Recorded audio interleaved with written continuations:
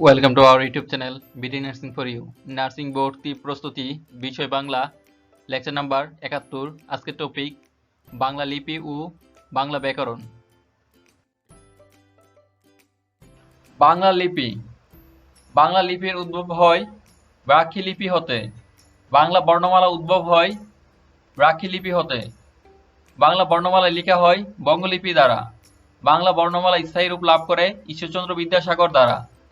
বাংলা ব্যাকরণ। ভাষা। বাস যুগ অ যুগ আ ভাষা। ব্যাকরণ বি যুগ আ যুগ ক্রি যুগ অন ব্যাকরণ। ধ্বনি ধ্বনি যুগ ই ধ্বনি। বর্ণ সন্ধি সংখ্যা। বচন উপসর্গ সমাস ধাতু প্রকৃতি প্রত্যয় ক্রিয়া কারক বাক্য বাচ্য। বাংলা ব্যাকরণ ও এর আলোচ্য বিষয়। ব্যাকরণ বি যুগ আ ক্রি বা কর যুগ অন ব্যাকরণ। ব্যাকরণ শব্দটি সন্ধি বিচ্ছেদ বি যুগ আকরণ ব্যাকরণ। ব্যাকরণ শব্দের ব্যুৎপত্তিগত অর্থ বিশেষভাবে বিশ্লেষণ, বিশেষভাবে ভাষার বিশ্লেষণ।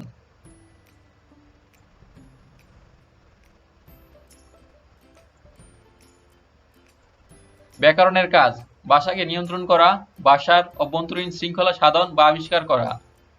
বাংলা সাহিত্যের বা ভাষার প্রথম ব্যাকরণ রচিতা ম্যানুয়েল দা আসম্পসাও ভাষা পর্তুগিজ রচিত হয় ১৭৩৪ সালের ঢাকার বাওয়ালে। বাংলা সাহিত্যের বা ভাষার প্রথম ব্যাকরণ গ্রন্থ রচনা করেন এন.বি. Nathaniel Brassey Halhed. গ্রন্থের নাম a grammar of the Bengali language. Bangla ভাষা রচিত বাংলা ব্যাকরণের প্রথম বাঙালি রচয়িতা রাজা রামমোহন রায়। গ্রন্থের নাম গরীয় ব্যাকরণ। এটি বাংলা ভাষা রচিত প্রথম ব্যাকরণ।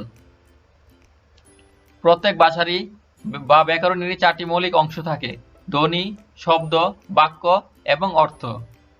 ভাষার মৌলিক রূপ দুটি, লৈখিক ও মৌখিক। ভাষার মৌলিক রূপ দুটি, লৈখিক ও মৌখিক। প্রত্যেক ভাষারই বা ব্যাকরণের আলোচ্য বিষয় বা মৌলিক আলোচ্য বিষয়। ব্যাকরণের কাঠামোতে ৪টি বিষয় থাকে: ধ্বনিতত্ত্ব, ফোনোলজি, শব্দ বা রূপতত্ত্ব, মরফোলজি, বাক্যতত্ত্ব বা পদক্রম, সিনট্যাক্স, অর্থতত্ত্ব, সেমান্টিক্স। ধ্বনিতত্ত্ব। ধ্বনি বর্ণ বা অক্ষর যুক্ত থাকলেই কোনো চিন্তা ছাড়াই তা ধ্বনিতত্ত্বে আলোচনা করা হয়। এছাড়াও মাত্র দুটি সন্ধি নতত্ত্ব ও স্বতত্ত্ব বিধান ধ্বনিতত্ত্বে আলোচনা করা হয়। বাক্যতত্ত্ব।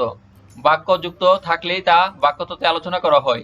এছাড়া মাত্র ৬টি, অর্থাৎ বাগধারা ও প্রবাদ প্রচরণ, এক কথায় প্রকাশ বা বাক্য সংকোচন, জ্যোতি বা ছেদচিহ্ন বা বিরাম চিহ্ন, বাচ্য উক্তি এবং পদ পরিবর্তন বাক্যতত্ত্বে আলোচনা করা হয়। শব্দতত্ত্ব বা রূপতত্ত্ব। ধ্বনিতত্ত্ব এবং বাক্যতত্ত্বের আলোচ্য বিষয় ব্যতীত আর যত আলোচ্য বিষয় রয়েছে তা সবই শব্দতত্ত্বে আলোচনা করা হয়। যেমন সমাস, বচন, উপসর্গ, কারক, বিভক্তি, অনুসর্গ, প্রকৃতি, প্রত্যয়, কাল ইত্যাদি শব্দতত্ত্বে আলোচনা করা হয়। অভিধান তত্ত্ব ব্যাকরণের উচ্চতর পর্যায়ে আলোচনা করা হয়।